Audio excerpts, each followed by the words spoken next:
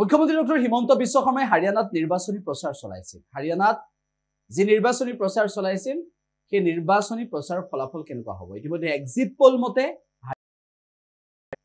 Pole মতে হাৰিয়ানাত চৰকাৰ হ'ব কংগ্ৰেছৰ।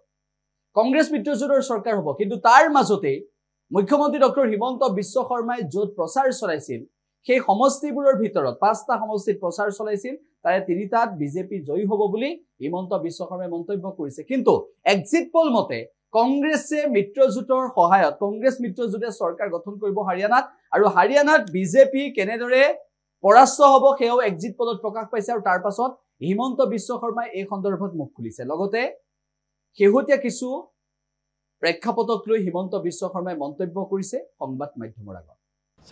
আমিতো প্ৰচাৰ কৰিবহে যাওঁ, ইলেকশ্যনত যি হয় যি নহয় তাৰ ওপৰত মই বহুত বেছি ফিডবেক নাপাওঁ। ৰাতিপুৱা যাওঁ, 2খন মিটিং কৰি গুচি আহোঁ। মই হাৰিয়ানাত 5টা সমষ্টিত গৈছোঁ, মই ভাবোঁ তাৰে 3টাত জিকিম।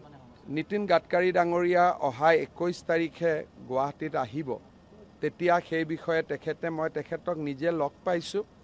দলংখন মই নতুন টেণ্ডাৰ কৰিব কৈছোঁ যাতে ভাল কণ্ট্ৰেক্টৰ এজনক দিব পাৰি, আৰু তেখেতে কৈছে যে মই টেণ্ডাৰ কৰি দিম। 21 অক্টোবৰত তেওঁ গুৱাহাটীত আহিব, তেতিয়া যোৰহাট ডিব্ৰুগড় হাইৱে, মাজুলী যোৰহাটৰ দলং, এই গোটেই কথাবিলাক আমি ইয়াতে বহি আকৌ এবাৰ বিশ্লেষণ কৰিম। লাহে লাহে আমাৰ গভৰ্ণমেণ্টত ইমান মেকানিজিম নাই। মানুহ এজনেই ডাইৰেক্টৰ থাকে, এজনেই ছেক্ৰেটাৰী থাকে, গতিকে মানুহে মানুহৰ দৰে কাম কৰিব পাৰিব, অতি মানৱৰ দৰে নোৱাৰে। বৰ্তমান আমাৰ কাম হৈছে সৰ্বশিক্ষাত কাম কৰা শিক্ষকখিনিক আমি ৰেগুলাৰাইজ কৰিলোঁ। এতিয়া হাইস্কুলত কাম কৰা অতিৰিক্ত শিক্ষকসকলক আমি ৰেগুলাৰাইজ কৰিব খোজোঁ। এই 2টা কাম হোৱাৰ পিছতহে আমি নতুন নিযুক্তিত চকু দিম। আৰু মই শিক্ষামন্ত্ৰীক কৈছোঁ যে একেলগে বহুত কাম খুলি নল'ব, বিশৃংখল হ'ব, ৰেল লাইনৰ পৰা আমি বাগৰি পৰিব লাগিব।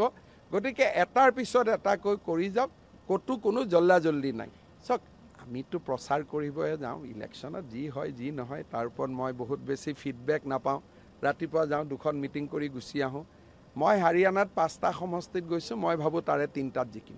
নীতিন গাডকাৰী ডাঙৰীয়া অহা 21 তাৰিখে গুৱাহাটীত আহিব, তেতিয়া সেই বিষয়ে মই তেখেতক নিজে লগ পাইছোঁ। দলংখন মই নতুন টেণ্ডাৰ কৰিব কৈছোঁ যাতে ভাল কণ্ট্ৰেক্টৰ এজনক দিব পাৰি, আৰু তেখেতে কৈছে যে মই টেণ্ডাৰ কৰি দিম। 21 অক্টোবৰত তেওঁ গুৱাহাটীত আহিব, তেতিয়া যোৰহাট ডিব্ৰুগড় হাইৱে, মাজুলী যোৰহাটৰ দলং, এই গোটেই কথাবিলাক আমি ইয়াতে বহি আকৌ এবাৰ বিশ্লেষণ কৰিম। লাহে লাহে আমাৰ গভৰ্ণমেণ্টত ইমান মেকানিজিম নাই। মানুহ এজনেই ডাইৰেক্টৰ থাকে, এজনেই ছেক্ৰেটাৰী থাকে, গতিকে মানুহে মানুহৰ দৰে কাম কৰিব পাৰিব, অতি মানৱৰ দৰে নোৱাৰে। বৰ্তমান আমাৰ কাম হৈছে সৰ্বশিক্ষাত কাম কৰা শিক্ষকখিনিক আমি ৰেগুলাৰাইজ কৰিলোঁ। এতিয়া হাইস্কুলত কাম কৰা অতিৰিক্ত শিক্ষকসকলক আমি ৰেগুলাৰাইজ কৰিব খোজোঁ। এই 2টা কাম হোৱাৰ পিছতহে আমি নতুন নিযুক্তিত চকু দিম। আৰু মই শিক্ষামন্ত্ৰীক কৈছোঁ যে একেলগে বহুত কাম খুলি নল'ব, বিশৃংখল হ'ব, ৰেল লাইনৰ পৰা আমি বাগৰি পৰিব লাগিব। গতিকে এটাৰ পিছত এটাকৈ কৰি যাওক, ক'তো কোনো জল্দি নাই। নীতিন গাডকাৰী ডাঙৰীয়া অহা 21 তাৰিখে গুৱাহাটীত আহিব, তেতিয়া সেই বিষয়ে মই তেখেতক নিজে লগ পাইছোঁ। দলংখন মই নতুন টেণ্ডাৰ কৰিব কৈছোঁ যাতে ভাল কণ্ট্ৰেক্টৰ এজনক দিব পাৰি, আৰু তেখেতে কৈছে যে মই টেণ্ডাৰ কৰি দিম। 21 অক্টোবৰত তেওঁ গুৱাহাটীত আহিব, তেতিয়া যোৰহাট ডিব্ৰুগড় হাইৱে, মাজুলী যোৰহাটৰ দলং, এই গোটেই কথাবিলাক আমি ইয়াতে বহি আকৌ এবাৰ বিশ্লেষণ কৰিম।